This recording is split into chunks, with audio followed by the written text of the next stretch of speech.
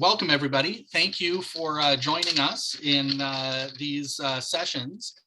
Tanya and I today are going to be talking about the selecting and managing of industry advisory committees, because this is a very important subject. It's something that all of us have or should have. That's an obligation of our funder, but has many other positive benefits to it as well. And so what we're going to talk about today and how it's structured is we're going to talk about why you need an advisory committee, the process of selecting an industry advisory committee. And this is kind of unique because you've got two of us here, one who is a newer TAC and one who's kind of middle road TAC. That'd be myself there. So coming from an institution where we have the Walker Advanced Manufacturing Innovation Center that's now on, I think it's 7th or 8th year, ourselves that have just rolled into our 6th year, and Tanya, who I believe is just in your... Just finished my first year. So hey, congratulations, yeah. Just finished your first year. So industry advisory committees abound and multiple perspectives on this. We're going to give you an example of a recruitment thought exercise that Peter Laffin was kind enough to share with us during one of the old TAC to the Future events that actually happened I believe in Manitoba. And then we're going to talk about committee governance, reporting to the committee, what to avoid, and real life challenges. So the first part of this, we're going to give you a presentation, a little bit more formal of a type of presentation. Please feel free to plug your questions into the chat. We will get to them. Once we move past or, kind of around the committee governance section, that's when we're going to try and be more interactive and answer questions as they go. We have the amount of time that we do, which I think is probably about 40 minutes or 39 minutes left. So we're going to go quick through the beginning parts, lay a bit of foundation, and then get to more of the juicy stuff to chat about. So with that, I'll hand it over to Tanya.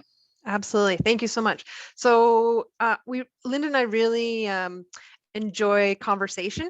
And if we can make this as interactive as possible, then we want to hear your stories of success and not success as well. So feel free to share your opinion or your stories when we're at the end as well. So we're not just it's not just a one directional conversation. So let's get right into it. So why do you need a board? Well, because NSERC mandates we do, but beyond just the regulatory piece is that it really helps you guide where you're going and ensure that you're operating to meet the objectives of your TAC, and that allows you to be transparent in that you know what you're doing, and that you're not being completely guided by the direction of your college or whoever your one stakeholder is, that you're accountable and that you do the things that you say you're going to do and have somebody that makes sure the TAC is running to that space, that you're represented equally. And we talked a little bit, maybe came in about EDI, and maybe that's something we'll touch on a little bit as well in developing your board, and not only from an EDI perspective, but also in terms of who all your stakeholders are in your community. That you remain responsible with your finances and that you're accountable for those pieces as well, that you're governally fair. And because we're a public operation, that we do need to make sure that we operate within the public, but that we're also a trustworthy organization. And like I said at the beginning, that we have an obligation to NSERC to run in this manner. And I know I've heard issues before about TAC funding going completely into the operation of the college and then operating under the college space. So those are just stories I've heard of the past and why these are required here. So certainly if there's any other sharing of those kind of pieces there, then it's great for us to not forget those pieces of history to make sure they don't get reproduced. So I'm going to get in a little bit about how you select your advisory committee. So what skills are needed, and every TAC is going to have a different set of skills that are required. So write that down. Aside from the basis of governance, financial, and I'd say some technical space, but what are required in your community and to meet your market. Really ensuring that you've got industry well represented, because we are here to grow small and medium companies or in that space. So their voices need to be heard, and it may not be your clients on there, but certainly that industry perspective. One thing that we'll get into a little bit more is being cautious of conflict of interest and how to manage that conflict of interest with clients who are who are there to make their personal business take advantage of the operation of the TAC and get benefit directly from that outside of being a client. And then Lyndon will share a little bit about how he discretes between a voting seat and a non-voting seat and the advantage of having a blended piece in his space. Sure. So one of the things that we're always looking to do for those of us who are located in colleges, and those who are not-for-profit corporations, but closely aligned or aligned in some respect with a college, is ensuring that we have buy-in and support from the academics. Ultimately, this becomes really important in organizations that TACs that are housed within the colleges, because sometimes if you're pretty small, you're going to need those researchers, those college faculty to support you as research leads in what you do. So for us, we are located, all of our centers are located within the college, but we're always looking at ways that we can build and strengthen relationships. And an industry advisory committee, even though that's outward looking towards industry, can also be a great thing that can be leveraged internally. So one of the things that we did, a few years ago was, even though we had a really solid relationship with our Canadian Food and Wine Institute, we decided, you know what, maybe we'll put on a non-voting seat, an academic non-voting seat on the committee, so that way we have a touch point with the dean.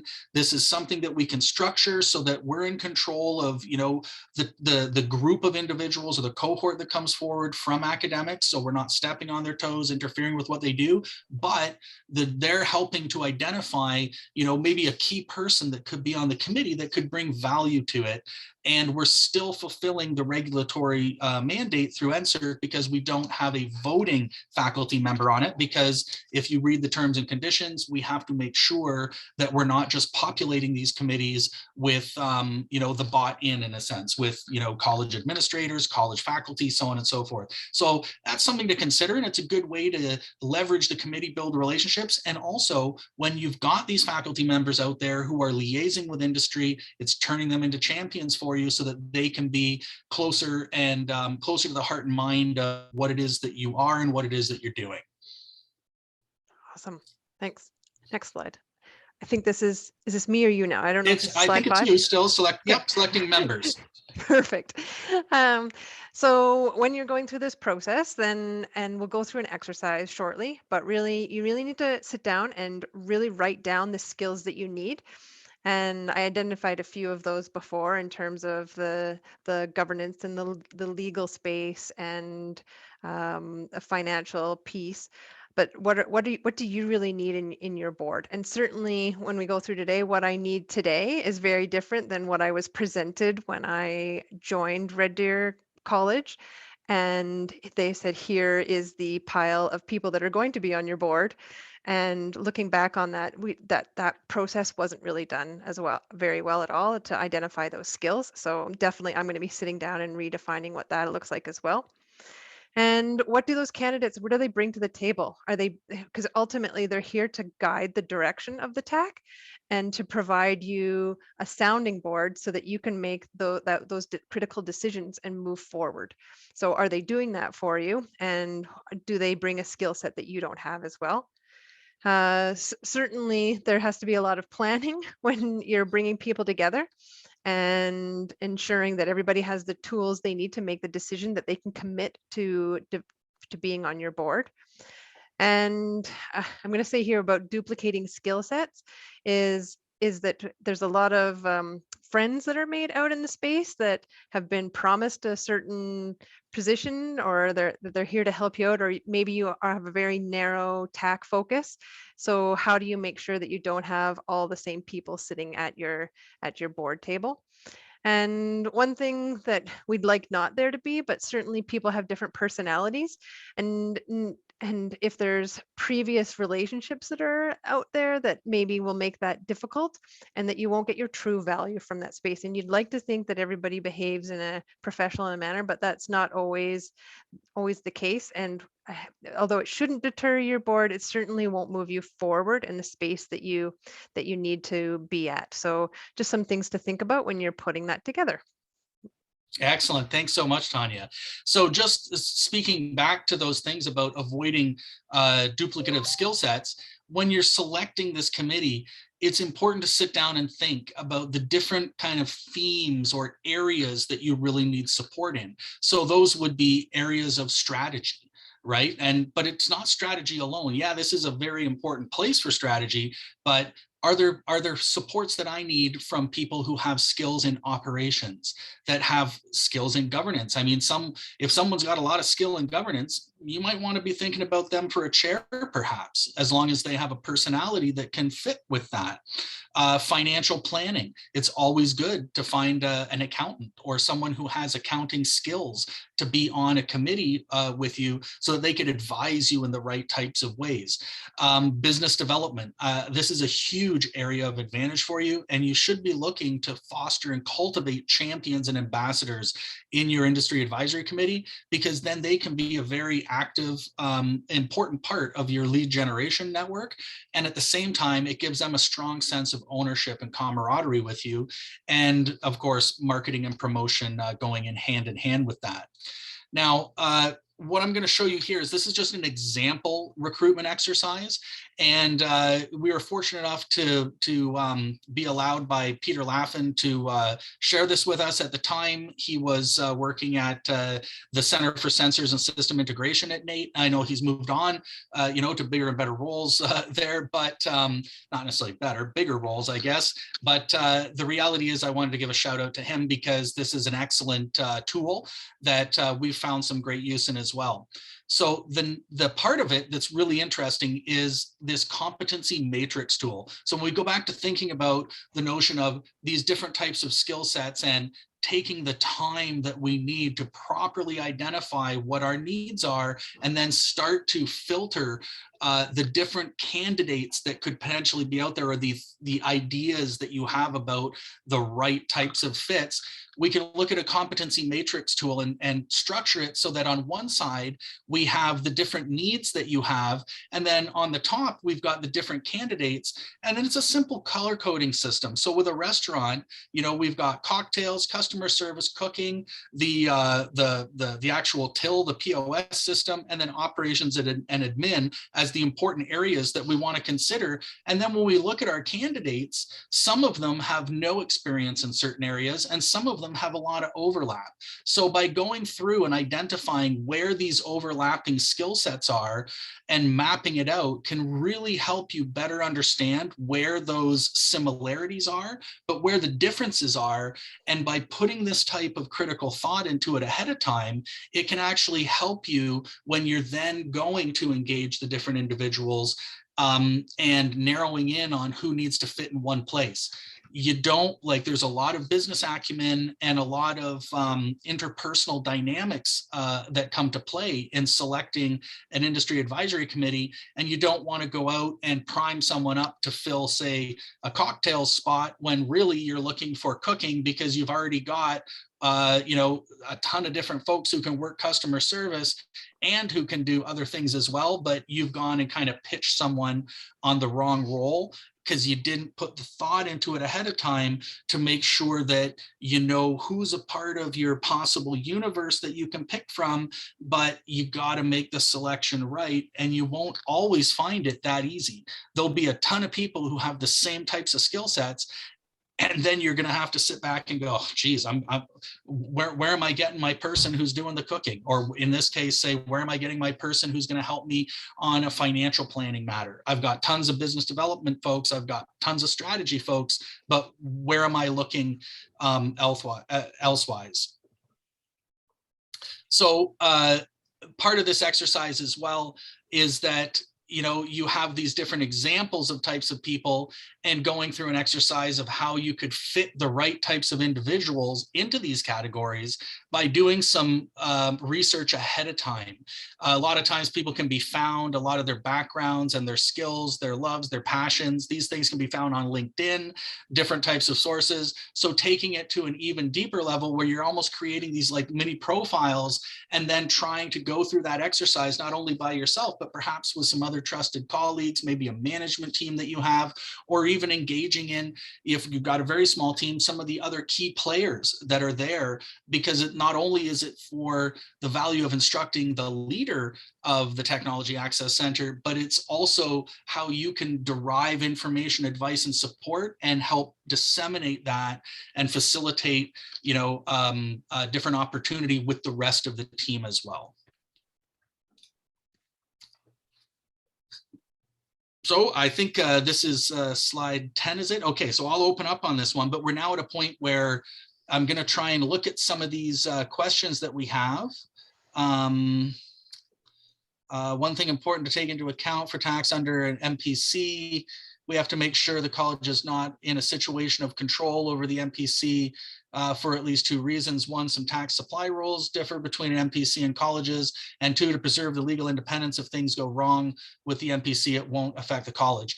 Yes, so what we're talking about here, I mean, in this respect, an industry advisory committee not being a board of directors. So for nonprofit corporations, you will have a board of directors. The industry advisory committee is not that. Like, what we're talking about is a specific group that is involved because A, NSERC mandates it, but B, even if they don't mandate it, we're looking to establish this so that we can take advantage of the connection to industry and the flow of advice, support, mentorship, and leadership that can be drawn on by the leadership of the Technology Access Center, and then in order to further allow and support that leadership to filter throughout the operations of the Technology Access Center. So one of the major things on governance from this perspective, and looking at it not as the not-for-profit corporation, but as the inside the college operation, is that this is not a board of directors. So no, like this board is not telling you thou shalt do this. It's a board of advisors that, yes, we do need the endorsement from them in order to get the disbursement of the funding. However, there's more to it in a more nuanced way that this committee is supporting you. So making very sure that it's very clear, like no surprises at the beginning. You're not recruiting people to board positions where they're going to be directors and you need to have insurance. You're recruiting them in a voluntary capacity because you seek their advice. And that's why the skill set determination part is so important, but also the relationship building and the influence brokering that's necessary to getting high value, high quality individuals on your committee. Tanya? Yeah, you had a point here at the end about terms of reference, and that was something that I had to develop from multiple documents and from scratch, and not having a template, and that our institution didn't have a specific terms of reference going forward. So I really needed to look at a whole variety of different terms of reference from other committees that I've been on. Oh, there we go. And I'm totally in the dark. So I wasn't sure, maybe this is a little quick conversation piece here, Lyndon. Is there maybe an opportunity to have a standardized terms of reference? Would that be something that tax would appreciate, having some sort of common piece, or is there too much variation in that space and too much difference between tax to have that kind of document to help beginning and I said confidentiality agreement because I had to write that as well. So is that something that can be standard, or does maybe your institution or others that are in that space, do they have those documents already in their policy manual? Well, I'll maybe answer that in two ways. One is I'll tell you what we've done, and then maybe I'll open it up to the audience and see if they, there's some folks that want to share or have comments about that. So, I mean, there is a terms and conditions that we have with NSERC. And so it lays out, this is what, these are the minimum standards that we need from you on an industry advisory committee. We then took that, built out our terms of reference, added a few different things for ourselves that were more on the administrative and governance side of things, like the number of meetings that they come to, the commitment, roles and responsibilities and whatnot. So, and we developed that, and we, I benefited from the fact that one already existed with our Walker Advanced Manufacturing Innovation Center.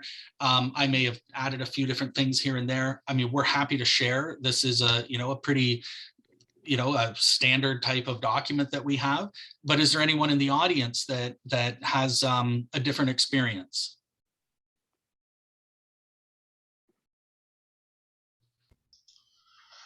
I think I'll just jump in there. And Tanya, I took your point earlier when you said you inherited a board. And I think we have the same thing. We inherited not only the board, but those documents you're talking about. So this is a question maybe for other TACs too, but it certainly is for us, is that we inherited not only a board from the college, but also a lot of college-oriented processes and agreements and that sort of thing. And we've tried to work within that, but I think that's the point we're at right now. We're struggling with both the makeup of that board and also that weird mix of college processes and what should work better for an advisory board like this. I definitely find that because the college is so has their committee process, and they have all the rules for all of their committees and how they have their committee meetings, and it doesn't work for an industry advisory board whatsoever. So that's the only document that I had, was this collective agreement type of union committee structure that I kind of went and then out it went.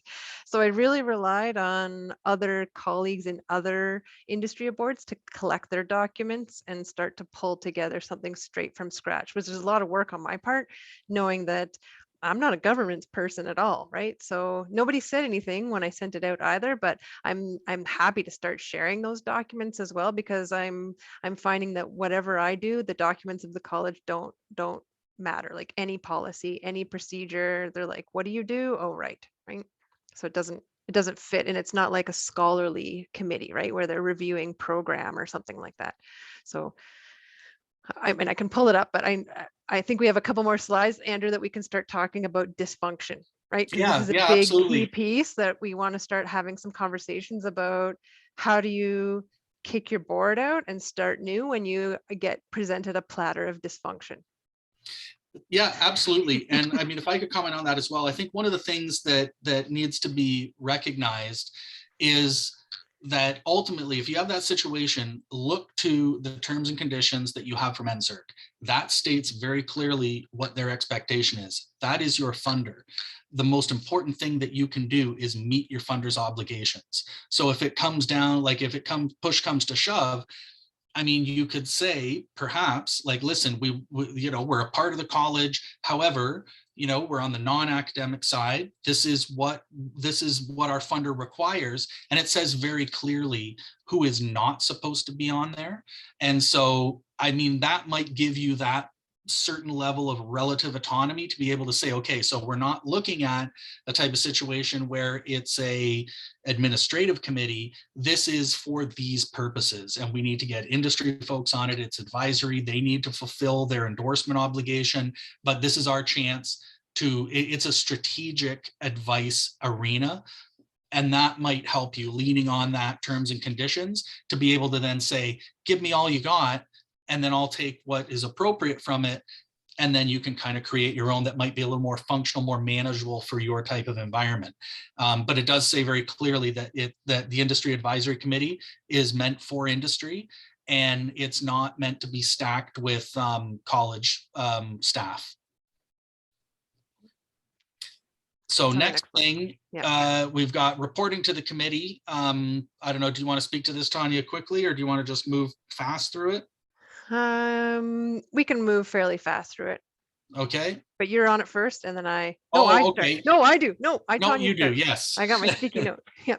All right. So, and this is maybe something that we can characterize with a little bit of dysfunction, but like putting your agenda together. What do you want to get out of your meeting? Making sure that your whole committee knows what your objectives are up front on what you want to what the objective is you want to get from that meeting, and then providing those minutes so they can follow up. But really finding some ways where they can actually provide you input, and that you actually need to really guide. I find I need to really guide my board coming to that space to really get them to be engaged and actually say anything. So most of my meetings are kind of like this here, but minus with Lyndon being here, where I've prepared this like exquisite presentation of my metrics and my finances and all that space. And I'm like, so here, should I do this or that? And I get nothing out of them.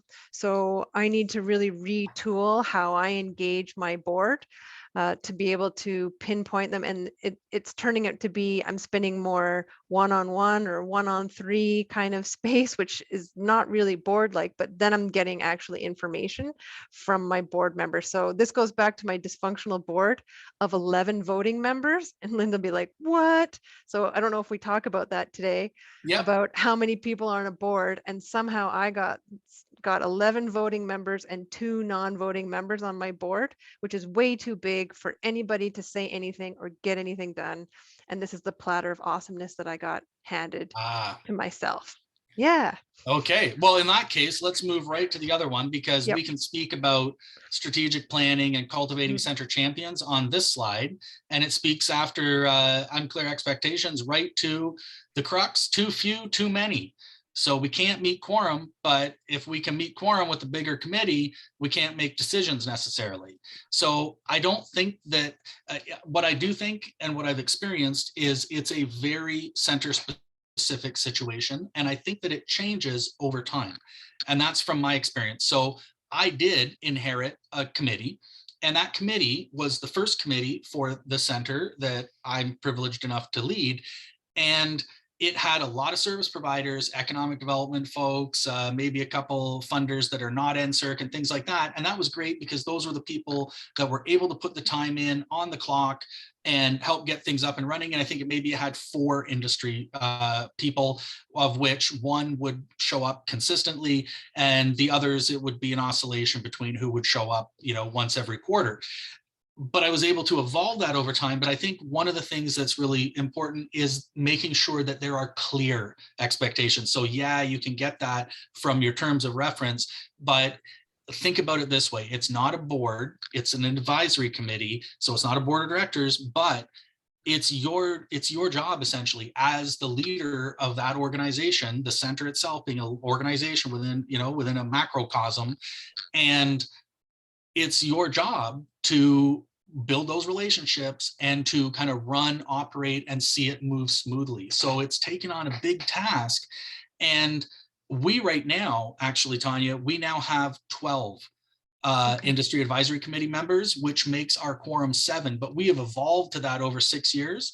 And one of the reasons why we have that is because of the amount of different types of industry folks that we put tons of effort into securing that we know will show up.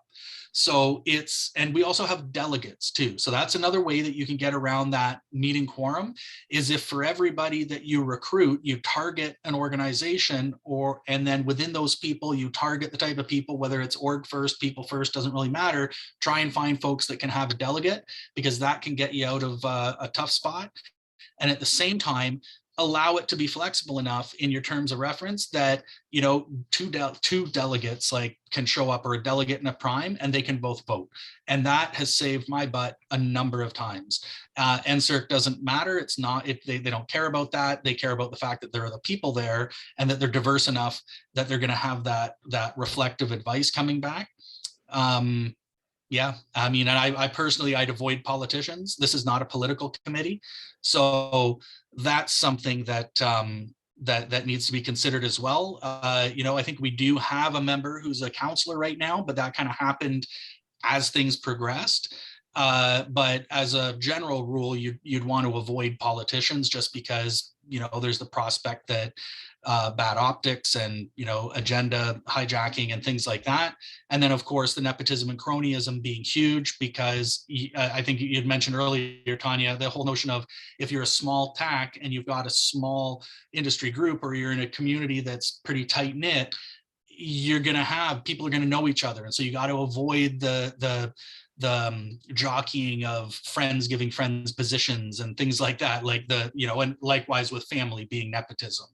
And opposite to that too is the dynamics of coming into these spaces, and there's so much history in these small communities where there's a lot of I'm not working with that person anymore, and you're trying to look after your own business, and there's all this outside kind of high school squabbling, and it really does happen. And I'm sure it happens in the urban centers as much as it does in the rural settings, but somehow I notice it more in the regional setting or the rural setting than being in urban. In urban, you can kind of hide, and there's enough people that you can, well, I'm not getting them, I can pick somebody else. But in the smaller setting, it's a lot more challenging to weed yourself through the drama, which is a weird conversation to have in here.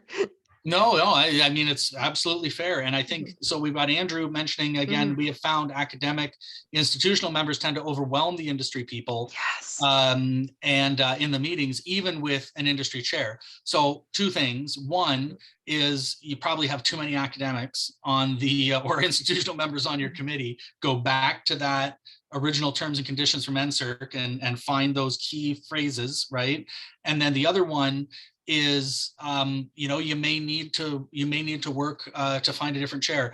I've been doing my job for almost 5 years, and I've been through 3 evolutions of the committee, and I drove that process, and it took me about 3.5 years to get to the point that we're at now, where I have hand selected the chair who is the perfect person, perfect background, the attitude, the business acumen, like all of it. And I've also gone and worked with that person and a chair in the interim to handpick different industry advisory committee members that are predominantly from industry. But again, all these things that we've talked about here painstakingly went through all of these activities, and I've taken it on as like a personal part of my job that 20% of my job has to be IAC maintenance and recruitment and focus and so on and so forth, because ultimately, if you can couple these individuals into helping to drive opportunity and then convert them into ambassadors and champions, you're actually doing business development at the same time. So you're not just focused in one area where you're like, okay, I'm getting good traction out of this. You're hitting off a number of the different key aspects that you need for success in your operation at the same time. But do you think, Andrew, that those academic people, because I have that same space, is that whenever I ask a question, they're always the first ones to give a very long-winded and loud answer, and then the industry people go, okay. Oh, absolutely, yeah. And there's sort of an authority, because our boards, and you're right, Lyndon, we have too many of them. They're not just academic. We have one from university, for example, but we also have government scientists and who think like academics, but also carry that kind of authority. And exactly right, Tanya. The industry members just sort of tend to defer to that. So long road, but cleaning house. One of the things that I was when I talk about what I did, what I managed to accomplish, which is not perfect, but it's the best it's ever been. Actually, it's great. I would say it's great. Sure, there's little things that could change, but you know what? It took a long time, and it took a long time because I approached it in a manner where I wasn't worried about ruffling feathers, but I wanted to maintain positive relationships with people. And so I was in the fortunate situation, having, I guess, learned from the previous TAC that's in our organization. So we had a terms of reference in place. I found it a little loose, but it was enough that I had timelines on it. So everything, and then where there were gray areas, basically because I'm leading the organization, I'm running the IAC with the chair, but I have to run it, right? Which means populating and whatnot. I was able to keep to different timelines and then bring in new blood and then find ways. It's almost Machiavellian in a sense, find ways to get the committee behind the notion of understanding they're there for a finite period. They've got a very important role to play, but it's important, fresh blood, this, that, and the other. And then, you start moving it in a direction where you're setting the expectation where people understand this is advisory, that there's a very strong purpose for this. If you start shifting how you work with the committee, where you have like a center manager, a director, or whatever, like manager's report, a financial report, and then bam, the second part is here's a program overview of like it's an important thing to you that you need help with. And then the last half of it is all strategic planning, where you're tapping into the committee and drawing out knowledge and insights that you can use from a strategic perspective to then take back, you know, and work through and implement. That's not a fit for those types of people, because they're going to go right down to the, you know, to the rabbit hole. You need people at the higher level. So it takes time, but you can get there. You just need to find some champions. Maybe your chair might be a champion in this, and then get the buy-in you need at higher levels, or whoever you report to that's like, yeah, of course, so you got to make the committee more active, more engaged. Here's the plan. Here's how we're going to do it. No one's going to get upset. Some of these external stakeholders, too much on the scientific side. And what you could try too is say, well, if it's scientific researchers from a government organization or something like that, well, is there a business developer for that organization? Get them on the committee, right? Make that transition. So you're at least in a small environment. You got to be careful that you don't burn bridges with those in your ecosystem that you rely on, but find ways to get more appropriate individuals on the committee. And then the leadership of that group isn't going to think, well, they're just ditching us, they don't want to know. It was like, no, it's just the wrong fit, right? If we have a technical committee, absolutely, we'll get, you know, Harry, Jones, Sally, whoever on the technical committee, because that's where they can shine. Here, you know, it's probably frustrating them as much as it is anybody else. So again, I guess Machiavellian, but that's what I've found helps. Yeah, I'm calling upon my chair, and she's coming here to the college next week for the whole morning, because they've never even been here before. So many of my board people, the first question is like, so should I be advocating for you? And I'm like, yeah, right. Like, did you not read the terms of reference? So, but a lot of them don't understand that context. So I think they signed it, but they didn't actually read it. So that's again, having to reread documents to them. But I'm going to sit down with the chair next week, and we're really going to go through that whole space and what we want to get out of this, and how so she's going to be kind of my supporter going to the next meeting and making sure that these key deliverables are going to be met through that. And through that, we'll be able to identify who the non-participants are. So then it'll be a lot easier to get rid of those and retool to fill in the gaps that we have. So it's going to be this pre-planning strategy meeting to be able to identify, you know, 3 key things that we want to get out of this meeting before we have to come and do the financial review meeting, because that's a very formulaic meeting, right? Like there's very little have to go through the report, check. You're not going to have time to do that. So I want to do that before. And am I going to hurt people's feelings? Maybe, right? Because, you know, they were promised to be on, you know, this so exclusive board at Red Deer Polytechnic. Like, I think they'll get over it. But I really need to look after my own interests. And I want to touch on that confidentiality piece, because when you have all these researchers are like awesome at stabbing each other in the back. And I will say that openly in this space here. So how do you know who's really, you know, working with you to drive you forward, and how much are they trying to get information from you so that they can develop their own research program? And this does happen, and it happens on my own board. And I have to be really careful about what I'm developing, because I know that they're just going to steal it and drive it somewhere else. So even though they still have a confidentiality agreement and I've had a conversation with them, I've planted seeds that I've heard from somebody else that I know there's only one way that it can get there. So how does that happen, right? So yeah, I need to clean house, and I need to refocus, and but I'll be doing that in a really strategic way rather than a malicious way, to be able to really focus on the needs that I have going forward, right? And it's going to be really industry regional, a little bit of technical piece on there, and then certainly the financial governance. So That's that space. So I mean, for our TAC, our biggest problem is that we've met all of our metrics except for the finances. I mean, we're only in year 1. And so they're like, well, you need to charge more. And I'm like, okay, thanks for that strategy. Can we delve into that deeper? And there's nothing. So I need to retool, because that's that biggest piece, is increasing that value add. So what is my board going to do to be able to provide strategy towards increasing value add and get rid of all that silliness, right? And that's where the industry people understand that concept and the researchers don't, right? I don't know. So Absolutely. we have, anybody else want to add anything? Or Andrew, you want to add something else? Or Got a I don't bunch of know. other folks here. There's got to be someone else who's got an experience that they want to share, or can tell us that we're out to lunch or don't know what we're talking about at all. That would be great.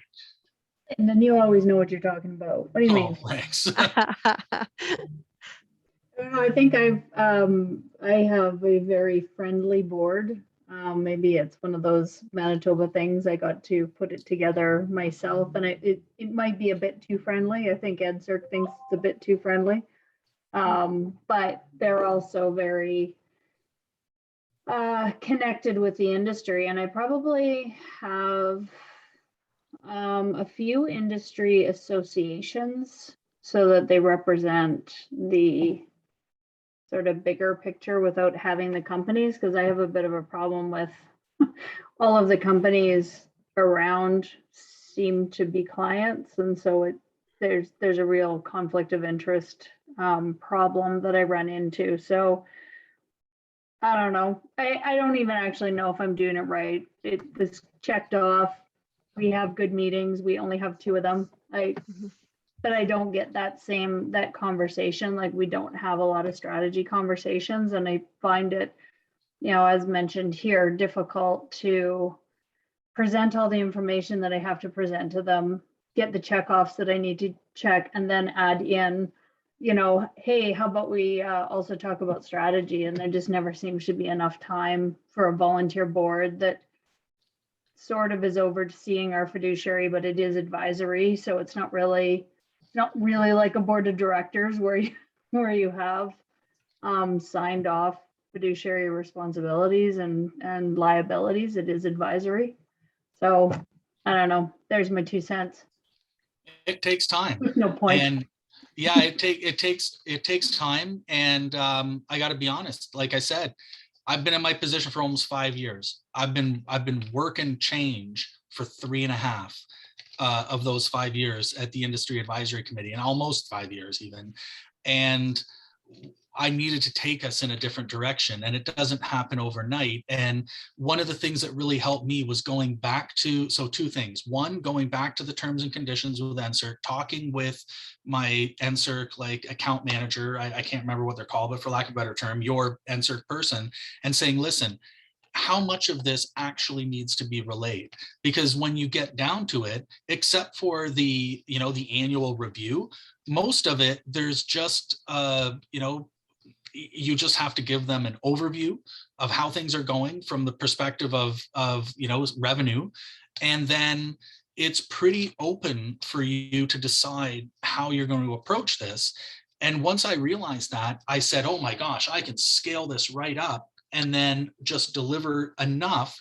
And even then I was delivering too much, to the point where as I'm getting more industry partners on board, I'm like, oh my gosh, like the confidentiality. Yeah, but I got to get names out of here. It's almost now at a point where you could almost publish what I am presenting to them on a regular basis. I do it 4 times a year because there's enough. It's just line graphs that show categories and revenue. And now I've even got rid of the categories, and it's just revenue, and it's showing here's where we are with funded cash, here's where we are with unencumbered revenue. And then I drill into what do we need help with?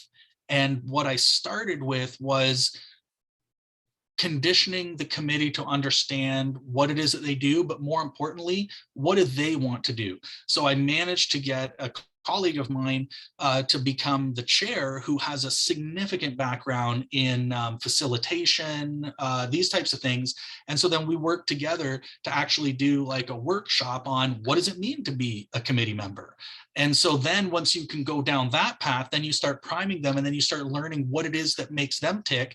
And if you're matching that up with the exercise, the mental exercise to say, okay, where are these skill sets that I need? I started focusing more on, man, I got to get a lawyer on the committee, right? I've got so many questions that I have that I know they can't give legal advice, but if I could be getting some kind of, I don't know, support, nominal support, notional advice, then that would really help. I got to get an accountant on here. I got to get this, I got to get that. Oh, we want to see different sector representation. Once you start doing that, it almost helps take care of itself organically, because you're pushing in a certain direction where the more like-minded people you get on, the less there is to do for those folks that aren't a real fit. Now, it will take a long time, especially if you don't want to damage those relationships, because some of the people that aren't a right fit, it's not their fault. They're there, but they may be a part of an organization that's really important to you. So again, that notion of how can I sunset them so that they feel good about it. And one of the things that I started doing too was bringing on new recruits. So I lean on my NSERC representative, and I make sure that the committee understands that everybody, and this is actually in the terms and conditions, everybody's got to be approved by my NSERC rep. So I know when I send the people, I've vetted them enough and everything else that, I mean, I'm pretty certain, 99% sure I'm not going to get pushback on this. But that's another way that I can make it not look like me and say, okay, this is good, but got to get through NSERC first. And if they don't, well, there you go. And when they're being vetted, I'm also providing context, having a conversation, so on and so forth. So I mean, vested interest on the part of the NSERC rep, they don't want to see you fail. They don't want to see your committee dysfunctional. You don't want that either. Lean on your rep, and that can help quite a bit. That's what I found anyway. So I don't know if there's anybody left on here that if you want to do the exercise that Lyndon presented and you want someone to follow up with, then I'm going through that re-exercise right now, and I'd be happy to share where I've placed my board, and then others can do that as well. So I don't know if you can put in the chat, yes, I'd be a part of that. We can be like a little working committee, and that way we can share where we're at in terms of what our board development is and if we're seeing any other gaps, and then how we want to go forward. So nothing like action, like being accountable. So that's my accountability piece in here. Yay. That I'm going through that. So if there's anybody on here that wants to have the accountability police help them out, then just drop that in there or send me an email and say, hey, yeah, and we can catch up in 2 or 3 weeks and share where we're at with our board maps and see where our gaps are and work together to get a more functional board going. So that's my commitment to whoever's left on the call today. Hey, so I don't know if anybody at this point, I think we're done, but if anybody wants to go over and date in the ARTP session to find out if there's anybody they want to work with there. Otherwise, I think then there's a networking session. Then it was a pleasure to share this time with everybody today. Thanks. Thank you. Absolutely. I'll echo that. Thanks, Tanya. Have a great day. Bye, everybody. Bye. Bye.